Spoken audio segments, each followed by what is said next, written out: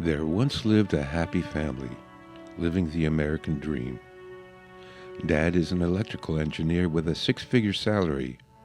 Mom is a nursing assistant, and they have three kids, two girls, 15 and 12, and a boy, 7. They have a cat named Fluffy and a dog named Betsy. They live in a nice home in a nice neighborhood. They have health insurance and 2 pensions. They also own a BMW, a minivan, a motorcycle, and a small powerboat. Everyone worked hard, donated to feed the starving children in Africa, and paid their taxes. Week 1. One day, Dad went to work and received an email from the HR department asking him to come in after lunch for a meeting. When he arrived, the purple-haired, non-binary HR manager, wearing a hammer and sickle pin, asked him to sit down. Z had some good news. Thanks to the new government's Strengthening Business Through Diversity Act, the company needed to hire an underserved victim in an executive position. Dad would be demoted to assistant engineer, and he had to train the new hire starting next week. Dad was shocked and disappointed, but he knew better than to complain. Jokingly, he said, "I thought you had good news." "It is good news because now our corporate culture will be strengthened by diversity. Do you have a problem with that?"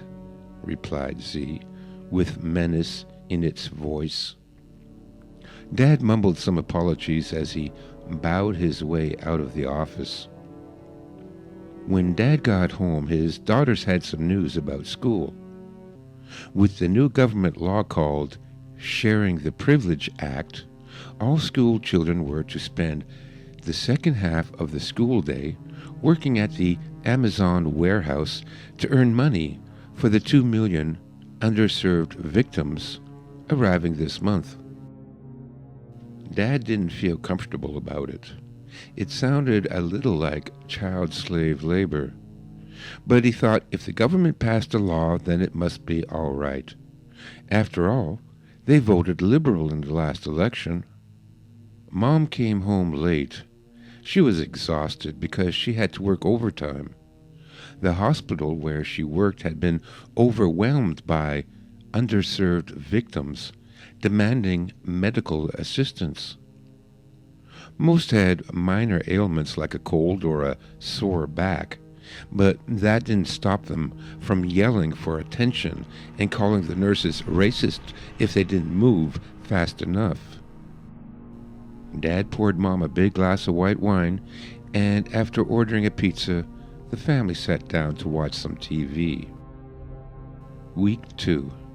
Dad met his replacement, a 300-pound, underserved victim whose sexual preference was Z's own gender, and whose accent was so thick that no one could understand what Z was saying.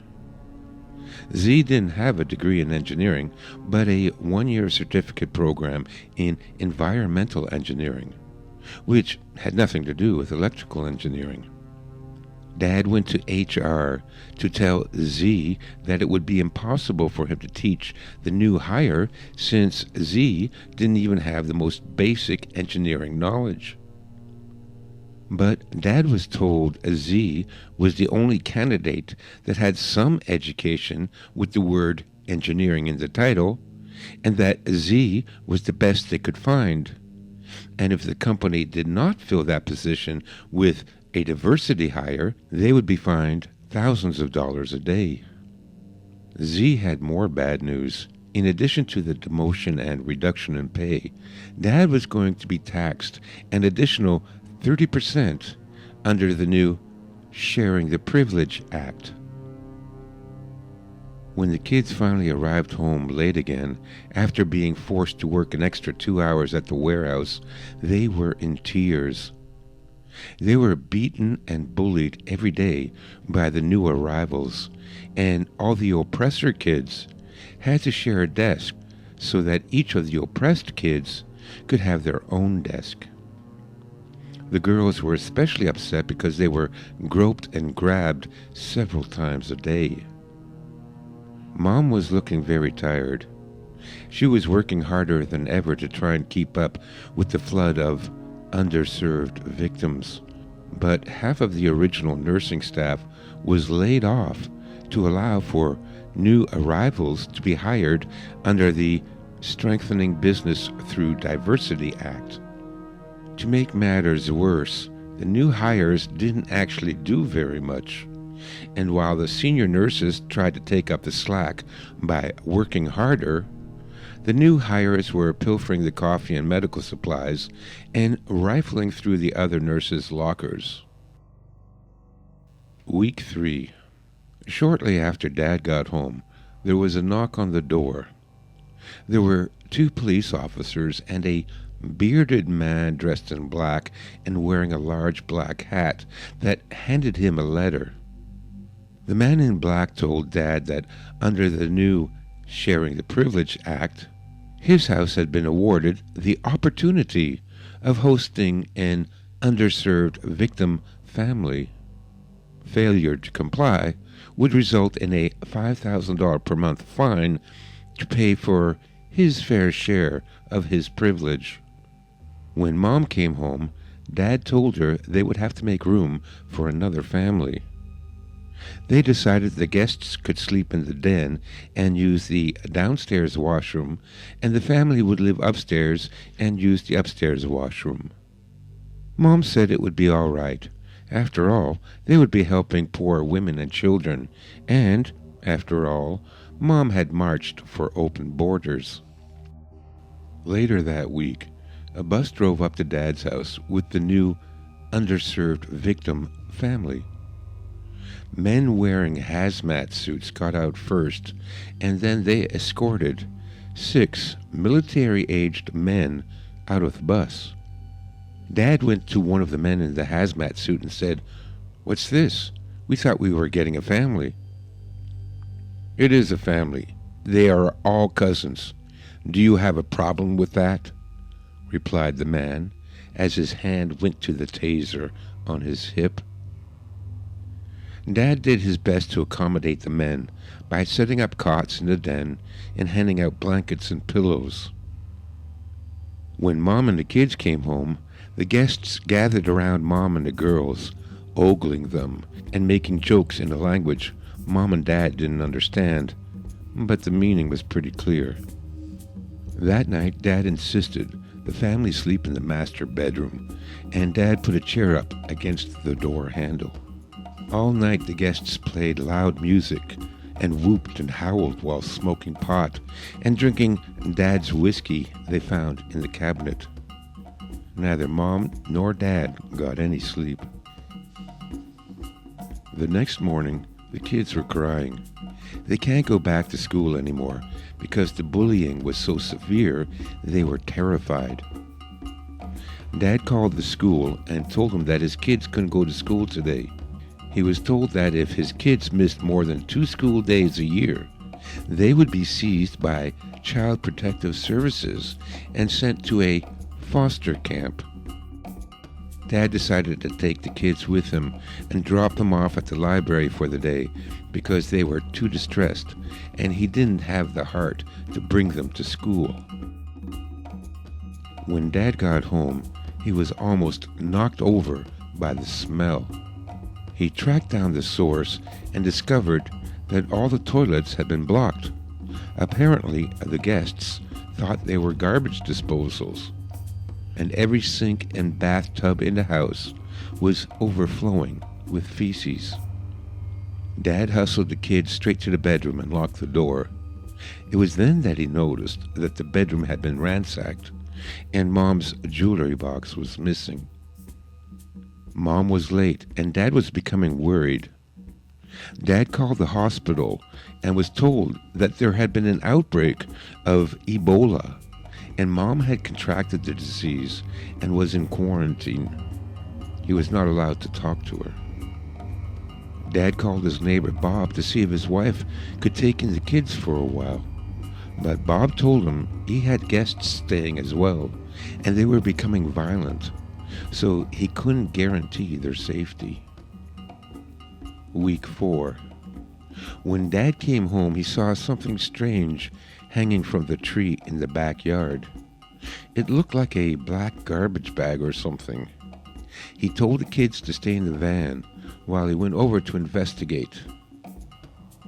He was horrified to see his old dog, Betsy, just barely recognizable. She had been hung from the tree and doused in gasoline and set on fire. Dad lost it. He called the police to report the animal cruelty, but the police said they don't respond to petty crimes. Dad yelled into the phone, "I want those bastards out of my house. They just killed my dog." "Did you see them kill your dog?" replied the operator. "No, but who else could it be? Their religion hates dogs." "Okay, stay where you are. We'll send some officers over." When the police arrived, Dad ran up to meet them and told them he wanted those savages out of his house. "Turn around and put your hands behind your back," replied the officer. "Why, what's going on?" asked Dad. "You're under arrest for a hate crime." And with that, they handcuffed Dad and started dragging him towards the FEMA transport truck. The guests came out of the house and were dancing and laughing and making rude sexual gestures. Dad begged the officers. His wife was in hospital, and his daughters shouldn't be left alone in the house with those animals. But his pleas fell on deaf ears. The officers had mortgages and car payments to make, and the surest way to get fired is to show any compassion. When Dad was gone, the underserved victims broke into the van and dragged the 12 and 15-year-old daughters into the house where they were beaten and gang raped. They were gang raped every day for 2 months until the guests had grown weary of them, and they were sold to another house where the gang rapes continued. Youngest son was forced to convert to the religion of the underserved victims, and with a rusty razor blade, they mutilated his genitals. Without any knowledge of hygiene, the guests had infected the wound with flesh-eating bacteria. The youngest son died in agony several days later. Meanwhile, Mom had died in hospital from Ebola. No one in her family was ever notified. 2 years later, after serving his sentence for hate crime, Dad was released from the FEMA camp. He was given a half-pound of rice and a dozen leeks. Dad had to walk the 95 miles back to his house since no buses or trains were running, and it was illegal to pick up hitchhikers. It took Dad 2 weeks of walking, spending the nights sleeping in the scrub beside the road. He had to eat the rice and leeks raw, since without fingers he could not start a campfire. After the counselor at the FEMA camp ripped off his fingernails, they became infected. By the time he got some medical attention, gangrene had already set in, so they had to amputate all his fingers. When Dad finally got to his hometown, he was devastated. The once quaint and tidy little town was now a third-world ghetto. There was garbage everywhere and burned-out cars in the streets. Almost all the shops were empty and had broken windows.